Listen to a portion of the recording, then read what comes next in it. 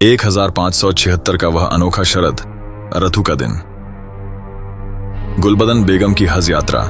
नमस्कार दोस्तों, आज हम आपको लेकर चलेंगे 16वीं सदी के मुगल साम्राज्य के एक अनोखे सफर पर जो इतिहास की धारा में खो गया है। यह सफर है मुगल सम्राट बाबर की पुत्री और अकबर की बुआ गुलबदन बेगम का। ये वो महिला थीं जिन्होंने इतिहास में अपना नाम बतौर पहली और एकमात्र महिला मुगल इतिहासकार के रूप में दर्ज कराया। इस यात्रा की शुरुआत हुई 1576 में, जब गुलबदन बेगम ने फतेहपुर सीकरी के हरम से अपने साथ कई शाही महिलाओं के दल के साथ मक्का और मदीना के पवित्र तीर्थ यात्रा के लिए प्रस्थान किया। यह यात्रा इस्लाम के 5 स्तंभों में से एक हज के पवित्र उद्देश्य के साथ शुरू हुई थी।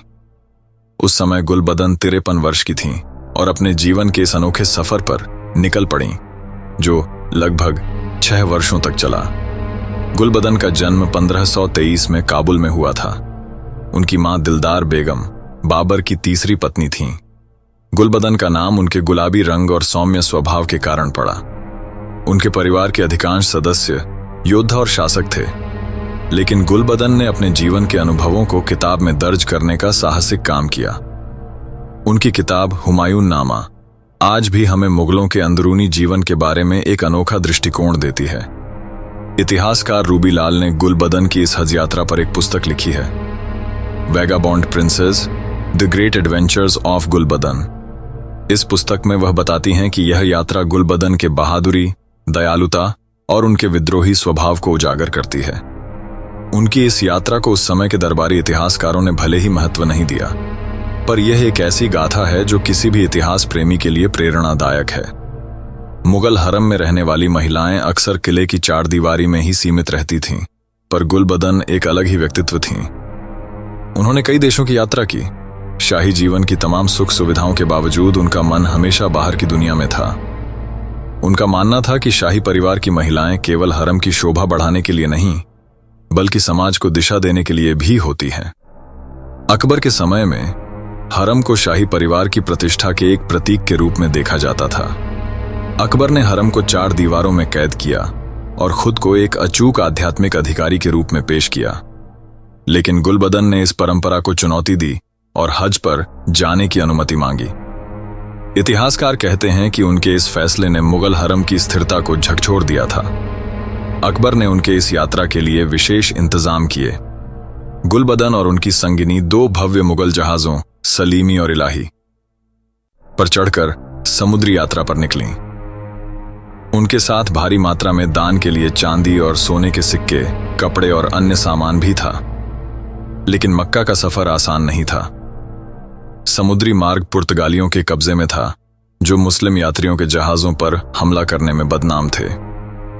दूसरी ओर जमीनी मार्ग पर भी खतरे कम नहीं थे। वहां पर भी कई दुश्मन ताकतें सक्रिय थीं। गुलबदन और उनका दल 1 साल तक सूरत में फंसे रहे और कई कठिनाइयों के बाद जेद्दा के रास्ते मक्का पहुंचे। लेकिन उनकी असली यात्रा तो यहां से ही शुरू हुई। गुलबदन ने मक्का पहुंचकर 4 वर्षों तक वहीं रुकने का निर्णय लिया। उन्होंने वहां स्थानीय लोगों के बीच उदारता से दान बांटना शुरू कर दिया, जिससे उनकी प्रसिद्धि चारों ओर फैल गई। उनकी उदारता को उस समय के ऑटोमन सुल्तान मुराद ने अकबर की राजनीतिक शक्ति का प्रतीक समझा और उन्हें अरब से बाहर निकालने के लिए कई फरमान जारी किए। लेकिन हर बार गुलबदन ने इन फरमानों को अनदेखा कर दिया। यह उनकी आजादी की चाहत का प्रतीक था। एक मुगल महिला का यह विद्रोह उस समय के समाज के लिए एक अभूतपूर्व घटना थी। अंततः सुल्तान ने 5वां फरमान जारी किया और ऑटोमन तुर्की में उन्हें नामेशरू का उपहासजनक संबोधन दिया, जिसे अकबर ने गंभीरता से लिया। 1582 में वापस लौटने के बाद अकबर ने गुलबदन को सम्मानित किया और उन्हें अकबरनामा में योगदान देने का मौका दिया। इस किताब में उनकी मक्का यात्रा का एक खंड समर्पित है, लेकिन उनके अरब में रहने के समय और सुल्तान मुराद के फरमानों का कोई विवरण नहीं मिलता। गुलबदन का यह सफर उनकी आत्मनिर्भरता और स्वतंत्रता का प्रतीक था। यह दिखाता है कि मुगल हरम की महिलाएं सिर्फ सजावटी वस्तुएं नहीं थीं, बल्कि उनकी भी अपनी पहचान थी, अपनी इच्छाएं और अपने सपने थे। गुलबदन ने न केवल यात्रा की, बल्कि उन मानदंडों को भी चुनौती दी जिन्होंने शाही महिलाओं की सीमाएं तय की थीं। तो दोस्तों, गुलबदन बेगम की यह यात्रा सिर्फ एक हज यात्रा नहीं थी। यह उस समय की परंपराओं और मान्यताओं को चुनौती देने की कहानी थी। यह हमें याद दिलाती है कि इतिहास में केवल शासकों का ही नहीं, बल्कि उन साहसी महिलाओं का भी योगदान था जिन्होंने सामाजिक बंधनों को तोड़ा और अपने सपनों की ओर कदम बढ़ाया। आशा है कि आपको गुलबदन बेगम की यह कहानी प्रेरणादायक लगी होगी। ऐसे ही ऐतिहासिक किस्सों के लिए हमारे चैनल को सब्सक्राइब करें और बेल आइकन जरूर दबाएं ताकि आप हमारी नई वीडियो मिस न करें।